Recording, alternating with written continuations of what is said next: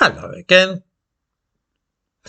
An orthodox explanation has, over the last few years, emerged, which is used to justify mass immigration to Europe and which supposedly explains why it is impossible for us to reduce immigration to this country. The phrase ageing population is brandished as though it were a knockdown argument which accounts for and excuses everything. The idea is that because British people are living longer and are therefore more likely to end up in care homes, old people's homes, than was once the case, we must import lots of healthy young foreigners to look after them. Now, if all the immigrants to this country were robustly healthy themselves and were moreover possessed of the secret of eternal youth, this would be a very sensible plan. Unfortunately, this does not happen to be the case, though. Indeed, there are excellent reasons for supposing that many immigrants are likely to be even less healthy than we British folk are, and also that they are likely to need places in care homes themselves at a younger age than us.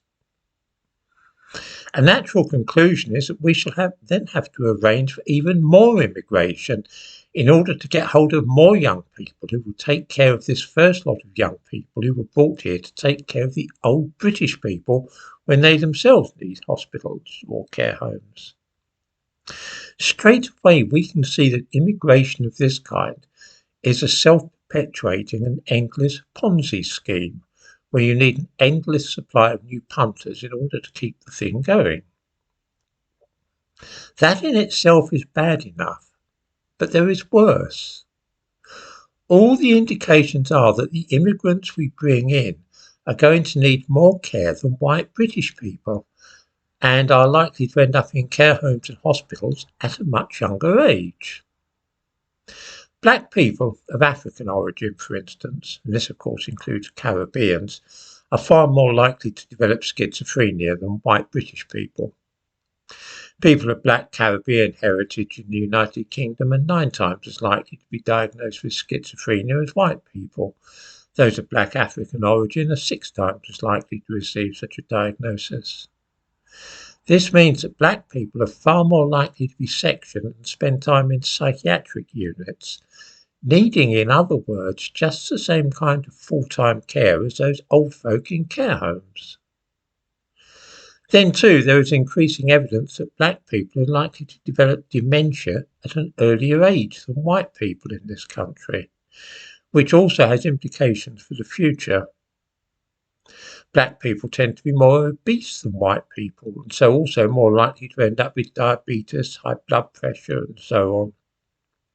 All in all, a group of black people is far more likely to become very dependent on the National Health Service and need long-term residential care than a similarly sized group of white people.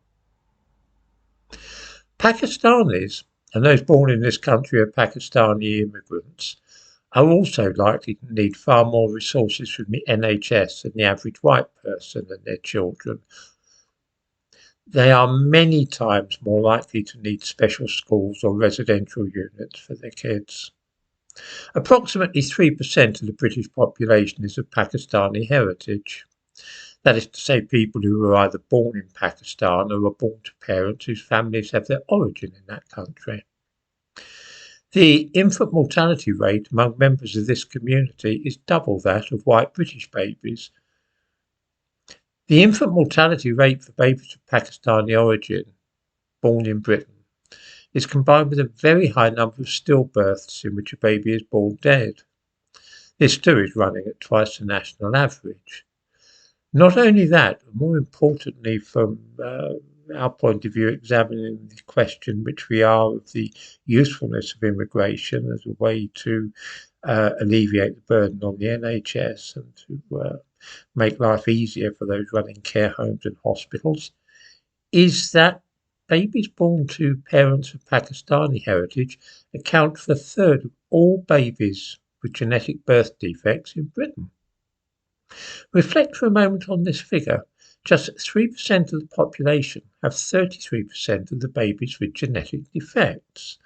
A baby born to parents of Pakistani heritage is roughly 10 times more likely to be born with genetic defects, which in many cases lead to disability and a shortened lifespan. While they live, though, many such children need to be kept permanently in hospitals, thus using up a huge amount of resources.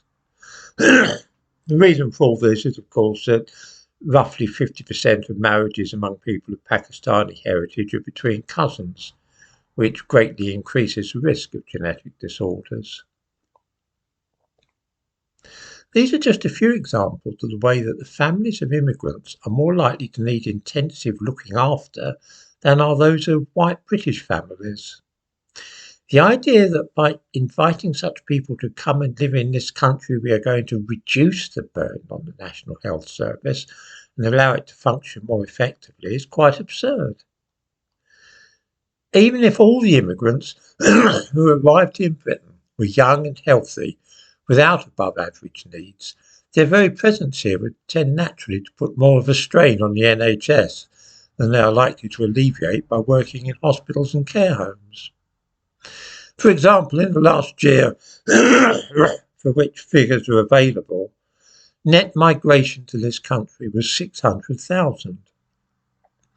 The average GP in this country had 2,000 patients on his or her books last year. This means that in order to allow the immigrants in a single year all to register with a GP, it would be necessary to recruit another 300 doctors for the NHS. Where will they come from? Well, we'll have to invite more immigrants in to work as doctors. Immigration to Britain is, as I said, a Ponzi scheme. It is not being run for the benefit of the British people and has nothing at all to do with the ageing population. In the description to this video, I give some references for those who wish to check some of the things which I've mentioned in this video.